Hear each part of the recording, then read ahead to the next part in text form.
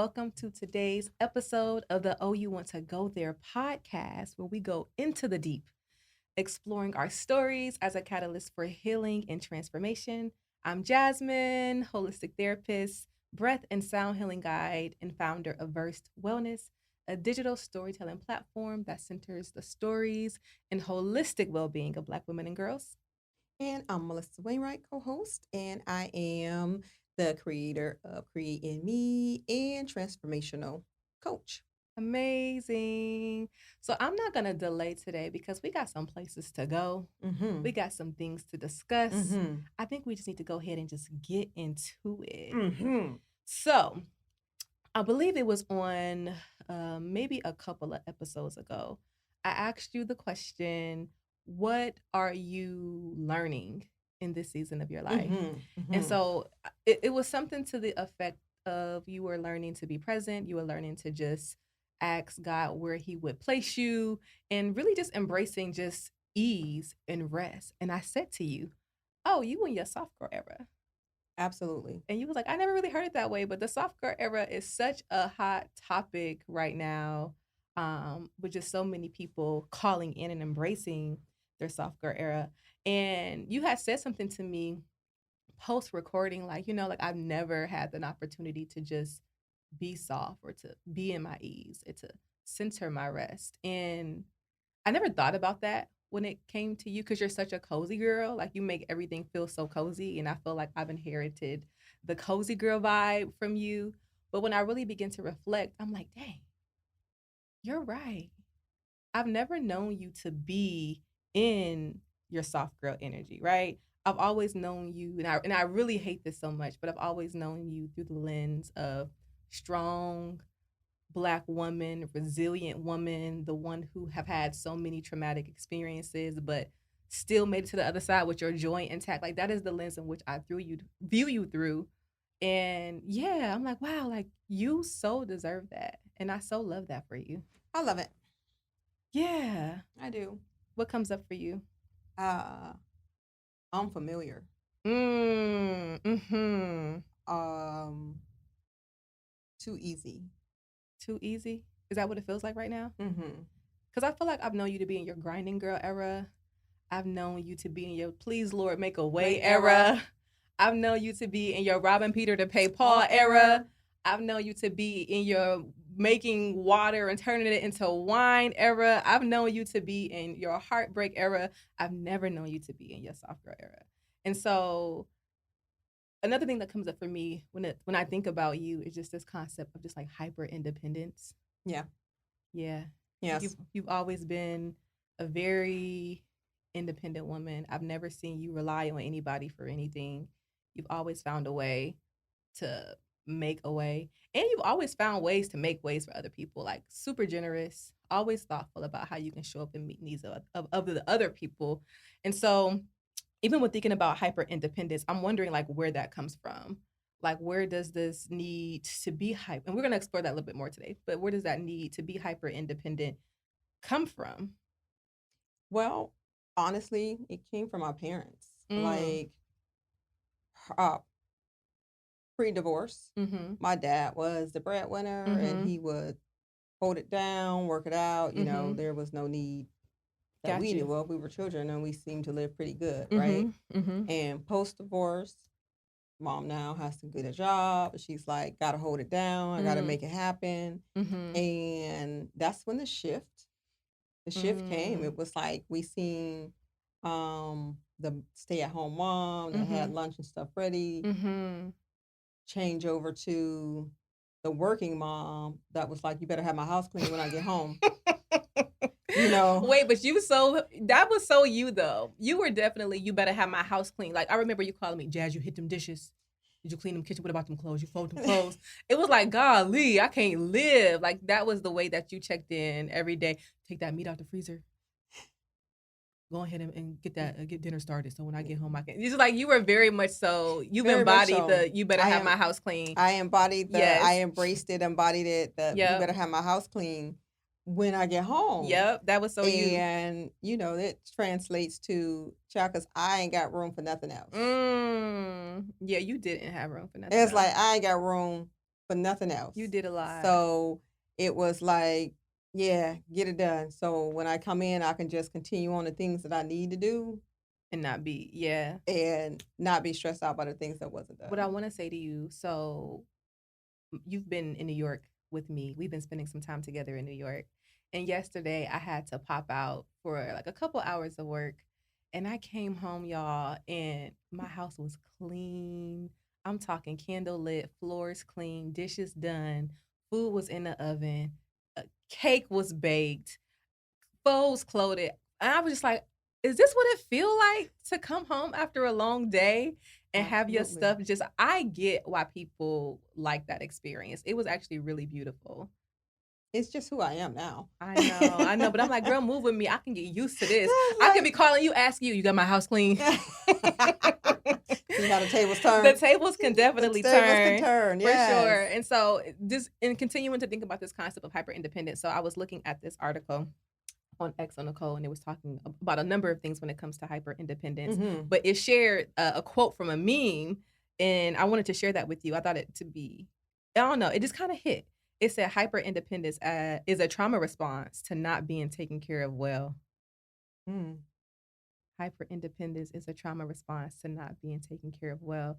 And so that makes me want to ask you, like, if you could just be reflective for a moment. Have you sit with it for a second? Do you believe that you've been taken care of well? And I mean, I'm talking well to the point where it's just like, whew, I ain't gotta worry, I ain't gotta stress, I ain't gotta think, I don't have to project. You get spaciousness to simply be. Because I'm gonna tell you, I haven't. Not yet. We calling it in. But sit with that. As a kid, I'm talking about as a grown woman. as a grown woman, no. Mm. But I'm entering that now. Mm-hmm. Mm-hmm. Yeah. That's the space you're in right now. Yeah, that's the space I'm in now. That I can call that in. Like, and I can sit in it. I love that so much. So now, but Genuinely. but up until now, it's always been hustle, grind, I work, mean, make it happen, 80 pop hours a off. week, baking cake, Yeah. slanging jewelry, making t-shirts, You any know, type of any swag apparel, coordinating events, like you doing any and everything you can do. Using Mhm. this is where creating me was birthed. It really Do your was. hustle, like It really figuring out like was. there's a need and I got to find a way to meet that need, and Mhm. using the various gifts that God has given you, the creative gifts that God has given Absolutely. you to make ends meet. And so, now I kind of mentioned this at the top of today's episode. Like there's this huge shift happening with all the girlies. Yeah. And all the girlies are wanting to be in their softness. They want to be in their receiving energy. They are no longer wanting to be all the things to all the people. We've been erupting boundaries. But at the root of it all, I really believe what we are asking for is just an opportunity to like take a deep breath, first and foremost, Mhm. and to just be held with the same love and care that we Mhm. give so many people. And it's surprising because there's a good amount of resistance to this concept of like soft life. And I think to a degree, people kind of equate the idea. And I know you're not as plugged in on social media to know like when the girlies are like, oh, soft life, soft life. But it's kind of like been translated into this idea of just wanting men to, or whomever your partner is, to just fund this most lavish and elaborate life. And for some people, it may be that. But I really, when I think at the core of being a soft girly or living a soft life, it's like I have spaciousness to breathe, spaciousness to think, spaciousness to create, spaciousness to be in my divine energy, which is a receiving energy, honey. That's it.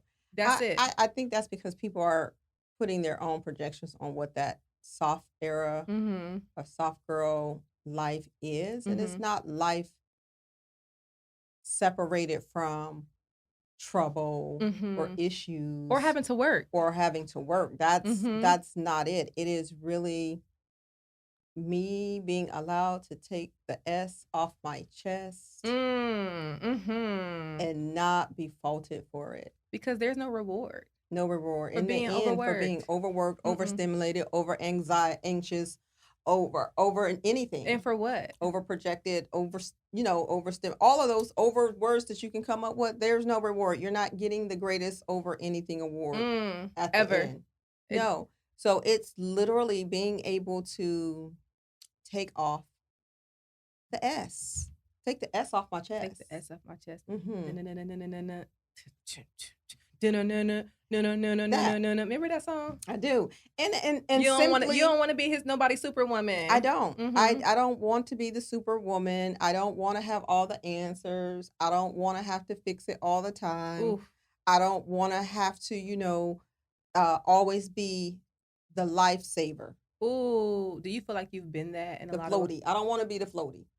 What is a floaty? When you get in the pool or the ocean and you got to put the floaty on. The life jacket, the floaty. Yeah, I don't want to be the floaty. It keeps you afloat.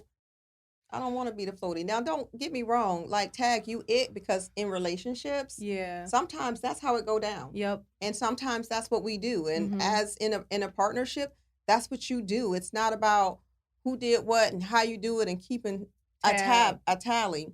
Yeah. But for so long, when you're not in right alignment and right relationship, then the tally does happen. Say it. Then the count does keep going. And then, the S gets bigger. Yeah. Because you feel like, okay, now I got to be this to all things to all people. And you just don't have to.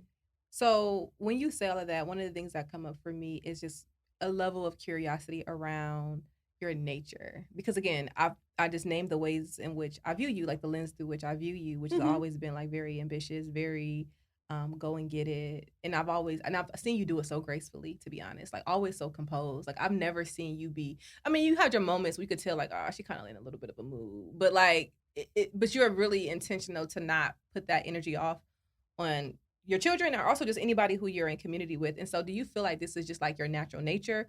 Or do you feel like this is like rooted in your another experience of like trauma and or lack? I feel like it was rooted in not necessarily trauma, but later on trauma. But early on, when this all started, I think it was just rooted in me finding out we really was poor. Talk to me about that. Yeah. So laughing, but it's not funny. I remember being around in the 10th grade. So however old you are, about 15 14, maybe. 15, yeah. Yep.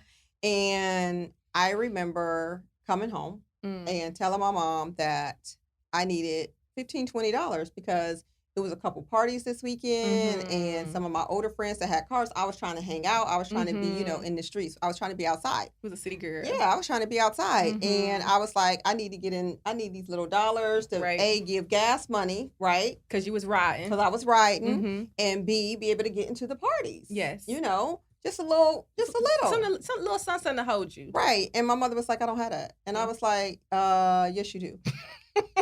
And she was like, no, I don't. And I was like, yes, you do. And I began to tell her, I was like, you get child support for me every week. I should be able to get $15, $20 of my child support money. Right. I'm like, what is the problem? And she just, in her fearless self, stared at me. She didn't choke me up, y'all. She just was she good for a choke up or no? By the time me and Claire got to that age, she was tight. Okay. So she wasn't choking us up that much no more. Until Claire got. Okay. Yeah. Okay. Another story. So anyways, she was like, oh, okay. And she turned around with her Virginia Slim Light, went back in her room. What is a Virginia Slim Light? Her cigarette, honey. She had her Virginia Slim Light with her button-up moo-moo. You know that button-up moo-moo? Yes. Yes. She had that and that moo-moo, and she went back and had that scarf tied around her head. What? Went back in her room and shut that door, slide those doors together, shut their door. And then I was like, she just gonna leave? I mean, what about my $20? Yeah. So I sat on the couch in the corner, mad. Trying to figure out like when you gonna run me this? When we gonna run me these coins? Run me my money, right? And maybe a half hour later or so, she emerged from her room. A full emergence. Still in her gown. Still puffing that cigarette. Probably a new one right now. And she came out and she said, "Well, here you go." And I was like, "Well, what is this?" She handed me a notebook. She handed me a pen or pencil. She handed me the child support check, her paycheck, Mm. and she handed me a stack of bills. Mm. And she said, "Here you go." And I was like, "What is this?" And she was like, "Well, since you want this $20, you can find it." She said, "Here's the bills, here's my paycheck, and here's your child support check." She Mm. said, "Now, once you figure out how to pay all these bills with that said set of money, you can get your money." And then she began to walk away with her little This cigarette is taking me. cigarette. Mm-hmm. And then she turned back around at me and was like, "Oh, and by the way, we got to eat." Mm. And went back in her room Mm-hmm. and shut her little doors. Mm-hmm. She had 2 little slide doors. Mm-hmm. And I was like, okay. You was like, it's lit. I'm about to get my $20. I was like, all I could think about was getting that $20. Yes. That $15, $20. Uh-huh. Because I was going out this weekend. Yes. And I remember sitting in the corner of that couch. Mm-hmm. And 2 hours passed. 3 hours passed. You know, I'm right. I you know me. I done opened all the bills. Mm-hmm. I got the check. I got the checks. I got the totals. You doing the math. I'm doing the math. The math is mathing. Yes, I'm subtracting and adding, and I'm moving, and I wrote down food, and I wrote down the bills that she gave me, and I'm sitting there, and I was like, And I mean, it was a minute. I was there for a while. I was like, oh, okay. And then I came to the realization. I was like, we poor. I was like, we ain't got it. We ain't got it. Like, we ain't got it. I said, somebody ain't eating this week. Like, I'm sorry, you can't eat. Right. It ain't on the table. It is not whatever in there. It's going to be in there. Wow. So I was like, wow. It was my first experience to rob Peter to pay Paul. Mm-hmm. And she eventually came back out and got the notebook, and she was like I told you, we don't have it. But the reality is she's always protected us from that. I got you. I've never seen her have to rob Peter to pay Paul. She was just doing it behind the scenes. She just did it behind the scenes. So I was like, got it. We ain't got it. I apologize. As you should. And I went and got a job. And I never asked her for money again. Wow. And so you got that job. Were you helping her out? Were you, you were taking care of yourself? I took care of myself. She didn't at buy. 15. At that age, I bought my school clothes, my whatevers. I bought my own personal needs, my wanting to go out needs, whatever it was that I needed. You purchased. I purchased. I just want to name, I think that's such a beautiful teachable moment that she gave you. Yeah, because she could have amped, it was so, and it wasn't even aggressive. She didn't just here you go. No, she really went in her room and thought about that thing because she probably wanted to straight. She probably was like ungrateful.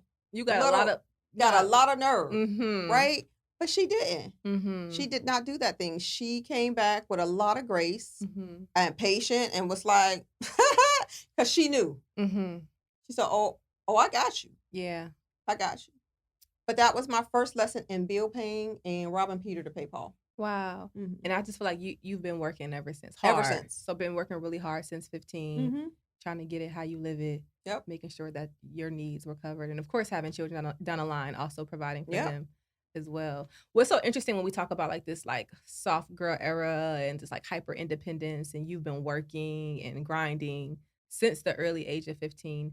I have two unique vantage points, right? When it comes to this concept. And so you all should know by now, if you've been listening, my living arrangement. And it's how I spent the first portion of my life that I can actively remember living with my father and my bonus mom, Judy, and my sisters, and, in Youngstown, Ohio, and then eventually moving to Columbus, Ohio. And those were two completely different lived experiences when it comes to just even observing what it's like to be cared for and well, right? And so my father is the quintessential provider, protector. He took care of everything. House, groceries, gave us money for school clothes. We did family outings. I've never seen my bonus mom have to pay for anything. she get to sit back and just be like, "Oh, he got it," and I love that like so much. Like, so that was my experience. Like he is like, he positioned himself as a head of the household, and that's just his personal belief system around like what his responsibility is as a father and as a Absolutely. husband, right? And then I moved to Columbus. Doo, doo, doo. Dun, dun, dun. The tables were completely turned. I feel like your ex was in his soft girl era.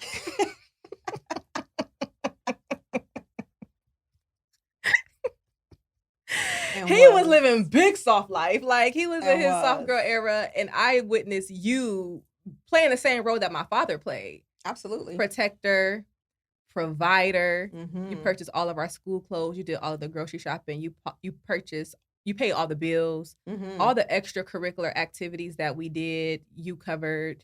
You gave us money if we needed to do things for hanging out with friends. I mean, I always had a lot of jobs, so I did have money. Mm-hmm. But if I needed something, like you did all of that. And so I just find that just so interesting. Like that was interesting for me because I didn't necessarily have like the language then, but I just knew like this don't feel right. Like this feels very different than how my daddy giving it up back in Columbus, Ohio. And a part of me was just curious, Mm-hmm. like what made you do that? Like what made you go for that? That's just, I did not leave me to chance to nobody else. Mm. I just did not trust anybody else with my well-being Okay. and your well-being, Mm-hmm. your sister's well-being. It Mm-hmm. was like, I Mm-hmm. ain't waiting on nobody to do nothing.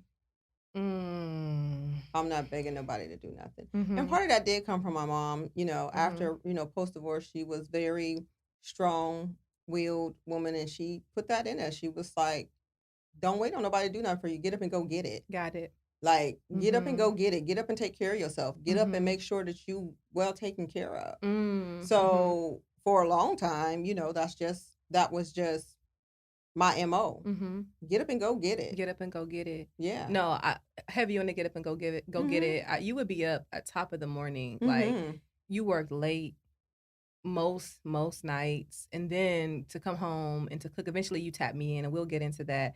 But like, yeah, like you were holding it down on all fronts. Parent teacher conference, like whatever, just doing all the things. And so in a way it has been so normalized for me to think that women do all the things and you have to hold it with grace and not complain about it because that is what you are commissioned to do.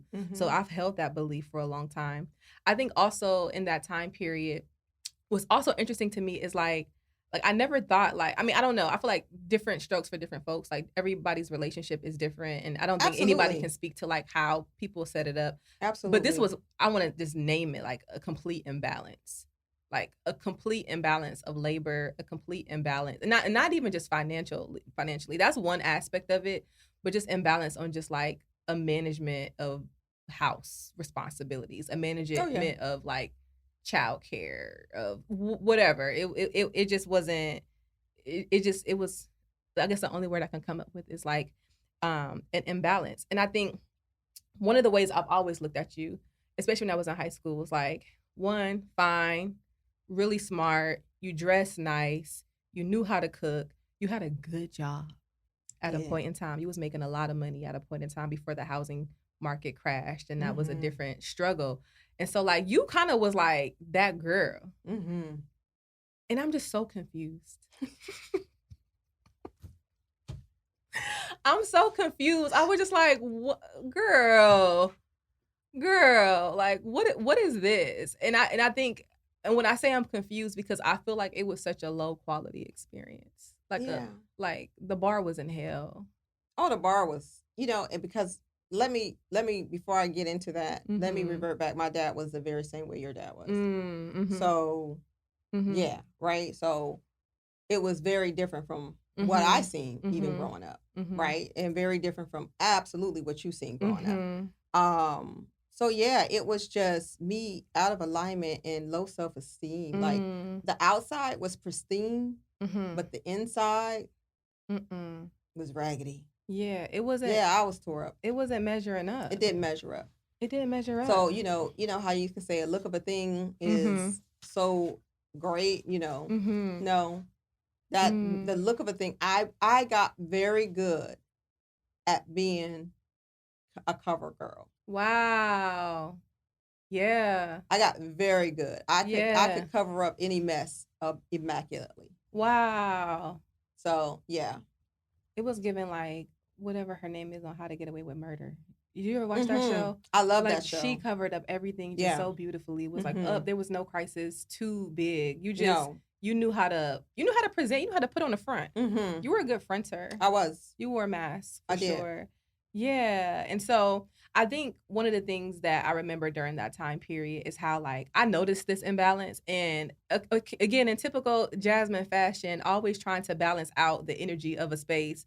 I low key became like a parentified child. Like the parentified child or a partnerfied partner to you, and I ended up assuming a lot of the responsibility. And that typically is an experience of the oldest daughter, firstborns, like having to really hold it down in cases like this where the moms is doing, or whomever the caregiver is doing The most to make sure that the needs are covered. But I became that person who like I cooked dinner most Absolutely. nights. I cleaned the house. I kept the house in order most nights.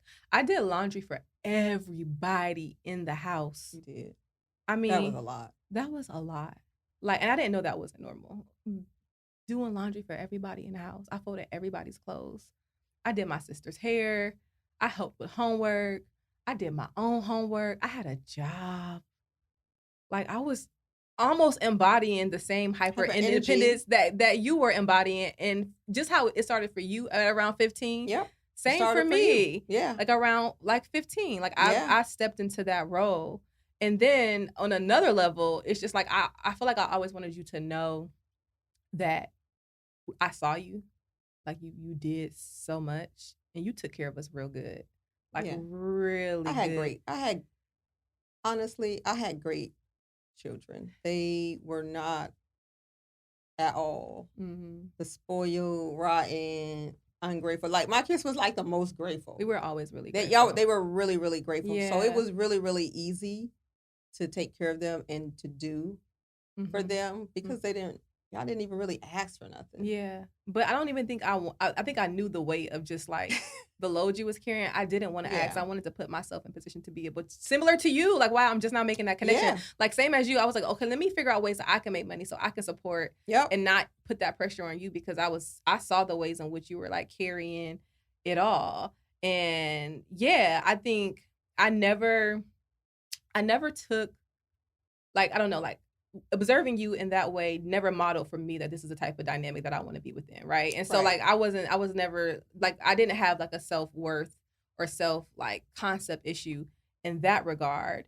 But what I do think is something that I'm noticing now, and I've spent a lot of years, and I say a lot of years, but the majority of my time in therapy processing is the ways in which I too have an imbalance. But my imbalance is when it comes to receiving. I am a giver.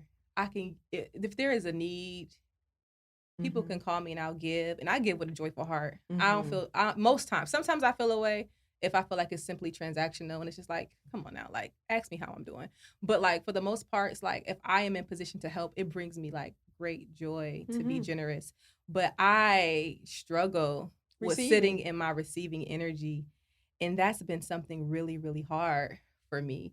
And I'm just coming to terms with the fact that I struggle with sitting in my receiving energy because for a long time when I first entered therapy, the narrative was nobody has me. Nobody has my back. If I was to fall on a hard time, there's no one who can come to my rescue and help me. And so, yeah, like that's been a narrative that I've been carrying and really honestly truly believe in for quite some time. Yeah. Yeah. But I did that same thing. I did have I am by nature, by God, a giver.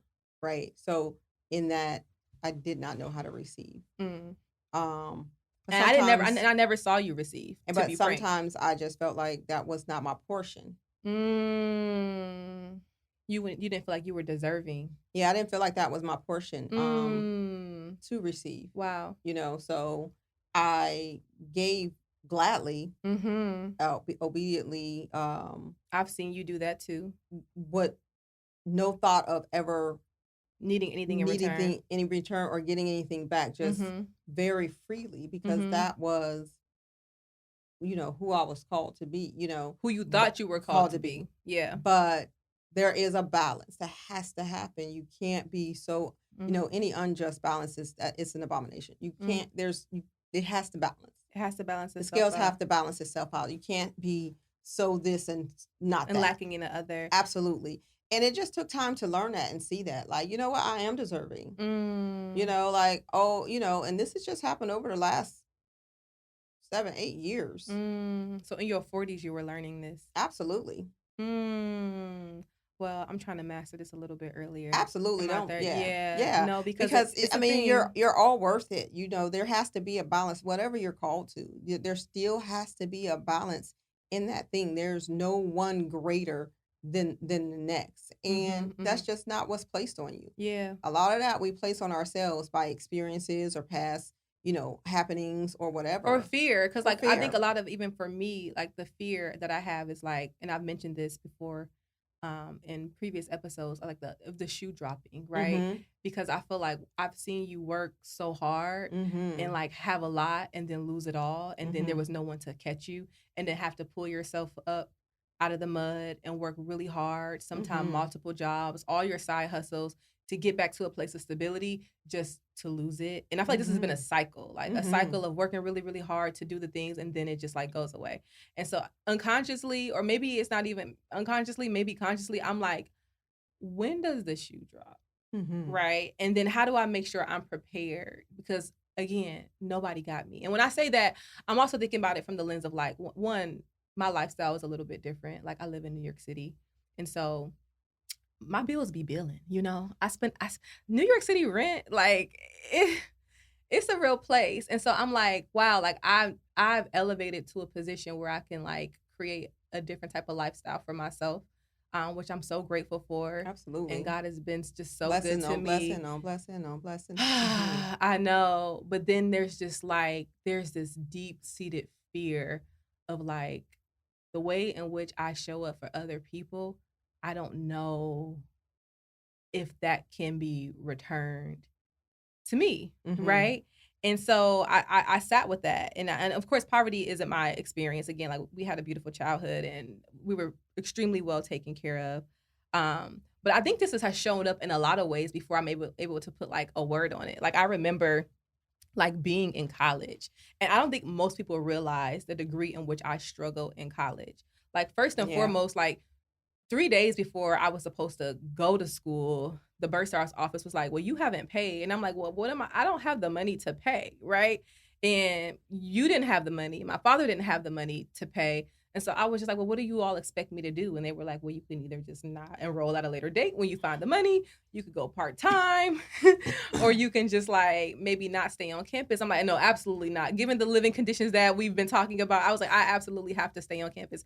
And so from that very moment, I was like, okay, cool. So I was crunching numbers, trying to figure out like how to get the money, taking out a ridiculous amount of loans with high interest rates to be able to cover it. And I think like that was one of my first experiences of being like, if there are things that you want to do, like it's going to be on you. And it's just like, and it's no judgment or like feelings for you or my dad. It's just like, because it's just a different experience. I was the Yeah. first one to go to college, like so this was new, and so like I think, and I struggled throughout college. I struggled to figure out like how to pay my tuition. I feel like every quarter I'm like, okay, Lord, do your big one, like do a new thing, and it's like miracles would just fall out of the sky. I would get scholarships out of nowhere. I would say, congratulations, you're eligible for more money out of nowhere. Like, but I nickel and dimed my way through school. I worked multiple jobs.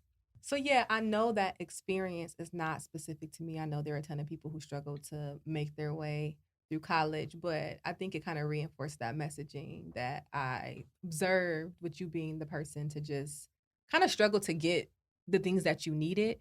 And so, in a sense, I created this idea around the journey is supposed to be hard. Like you're gonna have to grind it out. Like you're gonna have to struggle. And so this concept of ease, this concept of softness, like it's so new to me. And I am also learning right now, like how to embrace that and be in that, and to remind myself that I am worthy and deserving of all the good things. And I've laid the foundation and I've done the hard work. And that the cycle that I mentioned of like working really hard and then losing it all and working really hard and losing it all, like that doesn't have to be a Right. cycle. Like Right. we get to break the cycle. Absolutely. We do. Just for instance, like now, when I was terminated or, told that I would be being laid off this Mhm. last time, I Mhm. was like, you know what, Lord, come on. Come on, because this has been This going is, on since like, come on. come on. Like, Mhm. God, Enough is enough. enough is enough. For real. Mhm. And my mind instantly went to, oh, here we go again. Got Mhm. back down this road, Mhm. gonna lose it all again, whatever. Mhm. And That came up for me too, and I started freaking out like, here we I go was again. very anxious in the beginning. And then the more and more I sat with, okay, God, what is it that you're trying to get me to do? What is Mm. it that you're trying to get me to see? Mhm. And how are you trying to get me to see it? And I know this sounds funny to some, but it's a few people, different people at different times had told me very different things, like right before this was happening. You Mhm. know, I don't think that's funny though. I believe in signs and like synchronicities right before this and happened, it people. was like, Mhm. keep your plans to yourself. Don't talk about them. And I'm like, plans? I ain't got no plans. What you mean I'm plans? like, what are you talking about? Right?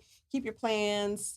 Everybody don't want to see you be great. Right? And I'm thinking, Mm. okay, another one out of nowhere inbox. If you could be your own business owner and Mhm. entrepreneur or work for corporate, which would it be? You know, Mm. Just and random just questions. random questions and random things like be expectant. Like be Mm. expectant. And I'm like, expecting to what? Broke? I ain't used to that. Mm. Hmm. That ain't my portion. It's not my portion. And Mhm. God was saying it's not your portion. He said, but Mhm. I am entering you to a different season. And Mhm. this season is less stressful, less strength, more production. Keep. And What do I'm you mean like, by that?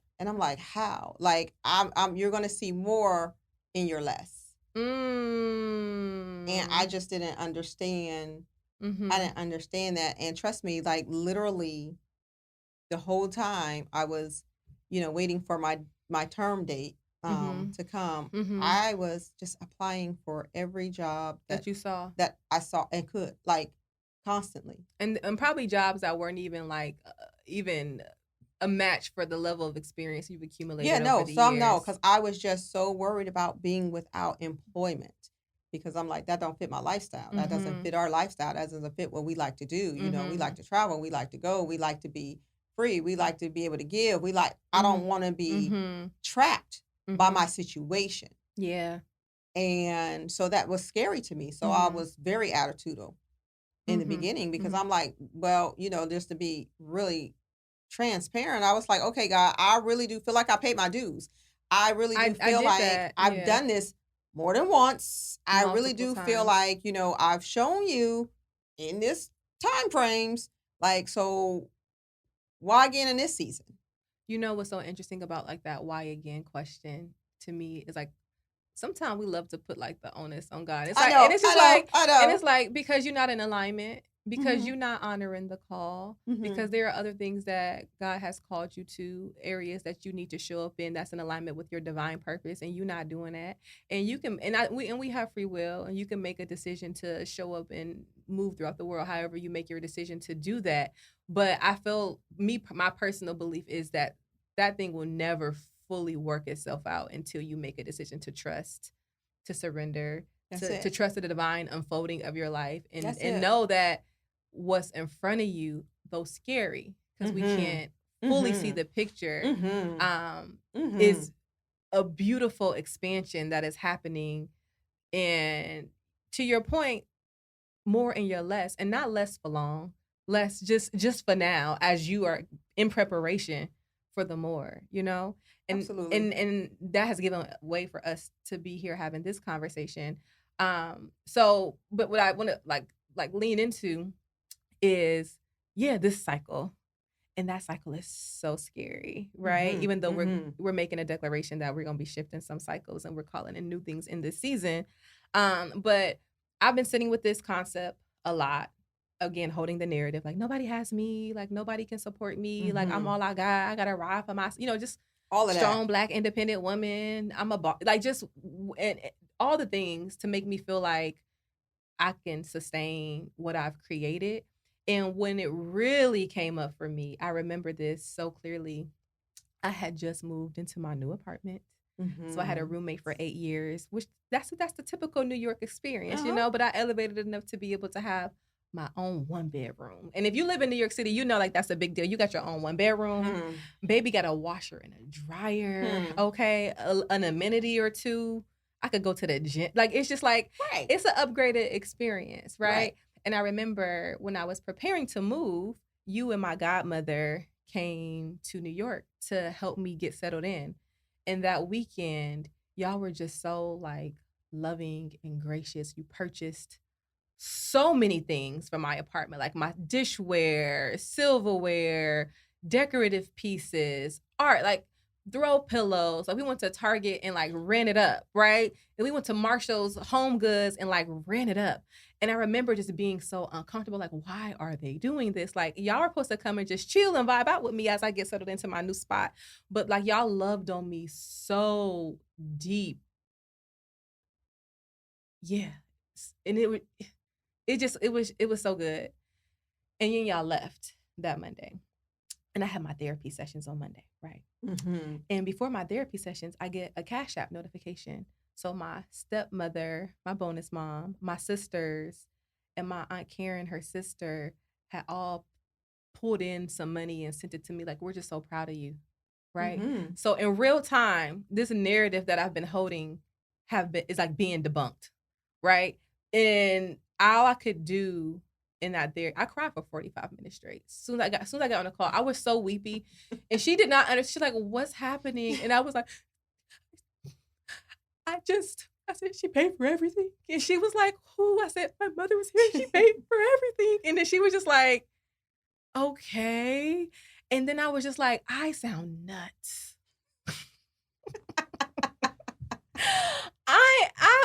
I have lost it. But I had to sit with the discomfort that I felt. For one, again, in the earlier episode, we talked about this wound of like being unseen, right? Mhm. And it's Mhm. like, no, people see you and people are proud of you. And then this other thing that I'm addressing now, this being able to be in my receiving energy, is like, and people are showing up for you in the ways that they can, and that means so much to me. And I had to really, and I'm saying I have to, and it's something I'm actively working on. Like, I'm working to be comfortable with the way, letting people like show up for me and bless me and pour into me, Mhm. because I'm so used to being on the opposite side of the spectrum. I'm so comfortable with the giving, but that receiving, It's hard, it's hard. but you're It's so worth it, and that's what we do have to understand. When people give to us, Mhm. we can't think that people are giving with ulterior motives, Mhm. but that we deserve it. That Mhm. we Mhm. deserve good things. We deserve things that come good to us. They come easy to us. They come Mhm. nicely to us. They Mhm. come frequent to And it's us. not in connection to how much you work or produce, and that's the thing. Absolutely not. It And is that's not based on performance. because you're deserving, point blank, period. Period. You're Period. just deserving Period. because you exist. Mhm. Mhm. Yeah, and it's okay. Mhm. It's okay to love on you, and it's okay to let others love on you, Yeah. I don't know. because I got caught up in, and sometimes I still do this. I can buy me the best gifts. I don't need people to buy me gifts. I buy me the Absolutely. best gifts, and Mhm. it was, I had to sit with it, that it was a defense mechanism. Of thinking that nobody's gonna be able to buy me or want to buy me a nice gift, or Mhm. think about me enough to even go out of Mhm. the way to do that type of thing for Yep, me. I used to buy you really nice gifts you growing did. up because I realized that you never received really good gifts. So I would save my money. If it was a Dooney, the Dooney used to be that girl back in the day. I was buying you Dooney. You wanted a Tiffany bracelet. I would be mad. Like, here I go, all my little coins. But I'm like, oh, you have your Tiffany bracelet on. Oh, I bought that, y'all. I work with my hard earned work money. Mm-hmm. So whatever the things are that you wanted, oh, for your birthday, your 50th birthday, I bought you a Louis before I bought me a Louis. Call it in. We went LV. to the Louis Call it store. in. LV. Call it in. We went to the Louis store. I said, "What you want?" I was trying to push those $1,500 bags. You really was. I was like, "You like this one? This one's cute." I was like, "This one's real cute." He was like, I'm like, "She expensive," but I've been buying you nice gifts because from the beginning. From like the beginning, since you've been working. Since I've been working, because I wanted you to know that you were. But again, right? When it comes to you, I have no problem doing. When it comes to the people I love, but I'm learning in this season of my life that I am in a season of receiving, and I have to. Now, y'all, she did tell me I was done for 2 years after she bought that bag. I just had to put that out there. She told me. I said that's your birthday gift, that's your Mother's Day gift, and that's your Christmas gift. So it's gonna take you through the next 3 holidays, and then you're back up for renewal. Have I bought you anything since then? Yeah, you bought me perfume. It's been like low level gifts. Yeah, but you said that you was like, I got to snap back. Like, you got to back up. Girl, I gave. Because y'all, I tried to get the wallet too. She said you on your own. I was giving her the Amex like this, like shake my hand shaking like, you got all those good points too. Here you go. I did. But, one of the things that I really want to drive home in this episode, and it's just because, again, this is something that I'm trying to like digest for myself, is that if you are calling anything in your life, right? Be it love, be it partnership, be it support, be it a collaborator, be it an opportunity to be showcased, to be seen for who you are, for the work that you're doing. Like, we really have to do the work to make sure that we are vibrating in alignment with that thing that we are calling in, so we are not blocking these blessings. Because we can sit in this loop of like thinking that, we deserve it, and when it's going to be my turn, the whole time, like, it's been your turn. Like, you've been up next. Like, you just haven't showed up for yourself. You just haven't opened your heart. You haven't created the space to be able to receive all. It's like, it's literally hanging in the ethers. And it's so funny because you just said something that made me think. You haven't created the space. You haven't created the space to receive that thing that you're calling in. And it's so funny because in this season of change for me, this new season of change of me not, being employed and punching a clock daily and still doing other things, but me just being still, it called in for me to look around my space and see all the things that I have accumulated. Yep. And all the things I had tucked away and all the things that I have been holding on to. And it literally called for me to release. Like a physical release. A physical cleanse. A physical release. Like a tremendous amount downsize. Of stuff. Just the stuff. Of stuff. And maybe you start there for those who are waiting for that thing to land, whatever that manifestation, that blessing, that intention that you've been setting. You got to create space. So the physical space, like, what are you holding on to that's clogging the channel? And it's not creating a spaciousness enough for that new thing that you're calling in to move. It's not creating a flow. Like an energetic cleanse, maybe for me in the top of the year, it was like, get off social media so you can focus. Absolutely. Because you want to call in new things for your life, and it's too much energy being given to too many other things to steal your focus, to keep you focused. And then what about like a physical cleanse, like your body? Like, you gotta fast. You gotta shut it down sometimes. Yeah. Like, it's not just about losing weight. A fast, that should not be what it is. It's about a sacrifice. Like, I'm willing to sacrifice this delight to get the prize. Like, sometimes it's just call it discipline. Yeah. It's discipline. Yeah. It's you creating discipline. And then on the other end too, is just like, I think about it from the standpoint of like, maybe you calling in something big and you need the energy, you need the capacity to move and to flow and to shift and be what's the word? Have agility, right? And so like, I like just taking an assessment of all the ways in which you could be cleansing in your life so that you can create the spaciousness for this new thing to land. And for me, what I've been telling myself is hold the line. And what I mean by hold the line is like, I'm very clear about like what it is that I want in this next season of my life. And I'm also very clear about my uncomfort when it comes to like meeting that thing. Okay. You said something to me a few weeks ago. You said, Jasmine, I think your heart is open in theory, but I wonder if it is so in practice. And I was just like, ooh, why you read me like that? Because I'm open. And for all the things, right? Mm-hmm. But when I sit with it, there's still like this like discomfort that comes up for me. And so I've been trying to practice holding the line and whatever that means to you. And so hold the line. Let that person love you. Hold the line. Tell that job that you deserve more because you've been working hard and you know your worth. Hold the line, okay? Expand the dream just a little bit more. We need you to think a little bit bigger and not through the lens of fear that it's not possible and you're not deserving of that thing that you're dreaming of. Hold the line. I just feel like in this season, what I want for me and what I want for you and what I want for whoever is trying to call in something new is to release ourselves from the shackles of low quality experiences. And And sometimes they're yeah, tied to our past experiences. yeah, for Sometimes sure.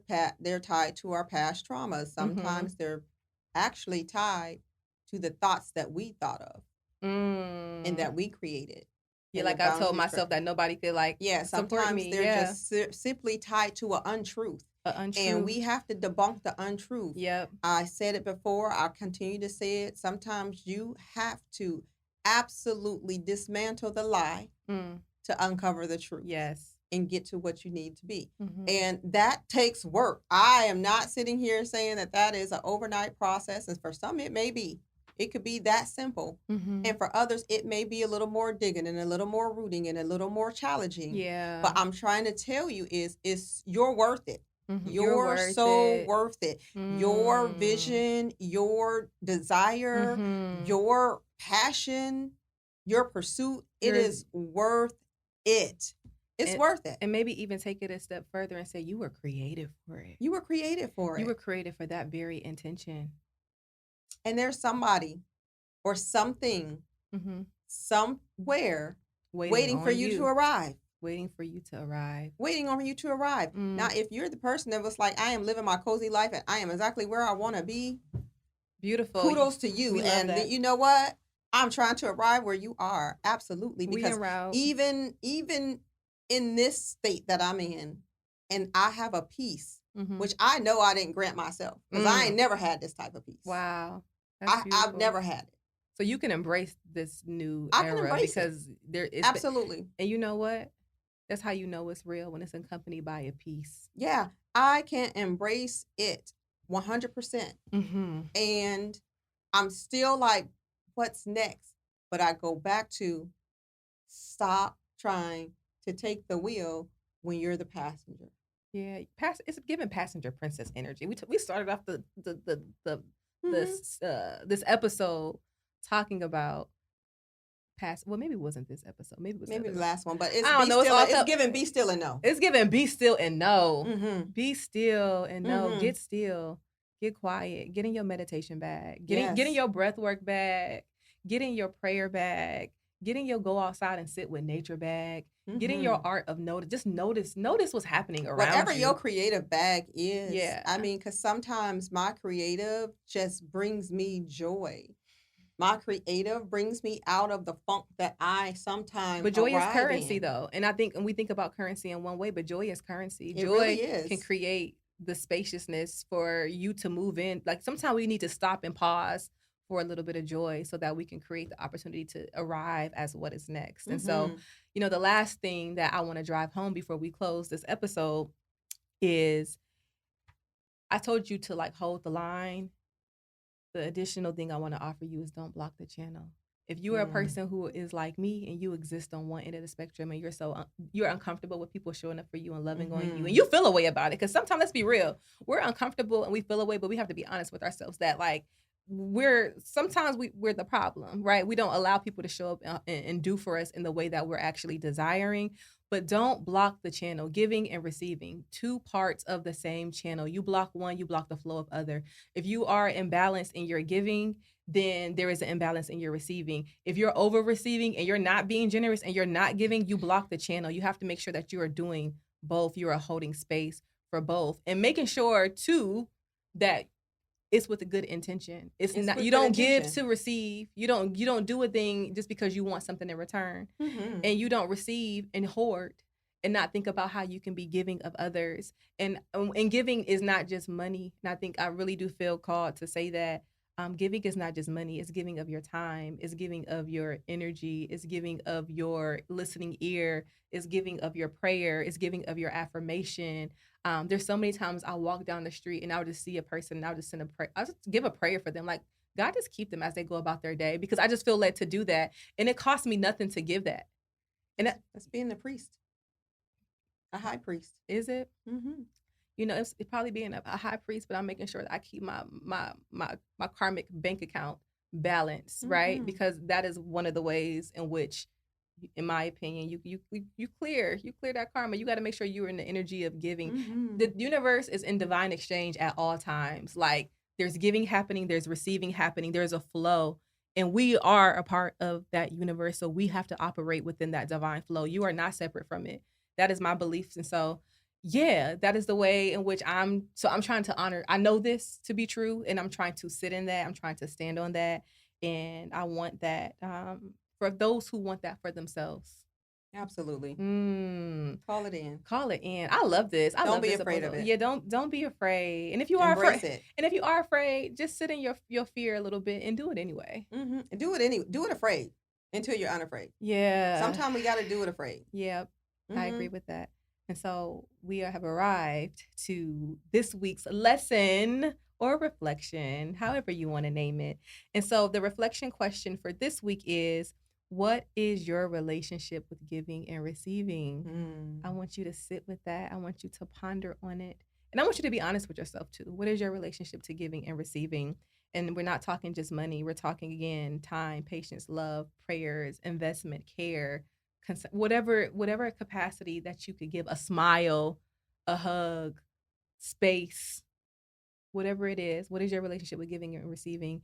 And just take it a step further. How can you balance that relationship if you do find that it is unbalanced? And if you can find one way to practice balancing the divine flow of giving and receiving this week. And that's all we have for you today. Be sweet to yourself. Be sweet to yourself. As always, if you love this podcast, if you love hearing from us, if you want to go there some more, please like, subscribe, and share. Please don't forget to rate and leave a review. We want to know what you think. Tell us what you think. Write it out. Give us some ideas. Drop some gems. Drop some gems. Chat with us in the comments. We love to hear from you. And as always, follow us on Instagram at Versed Wellness. You can follow me at Simply Jasmine B. Create in me. I love the way that sounds. It's just a beautiful flow as we're talking about flow. Until next time, take good care. Bye. Bye.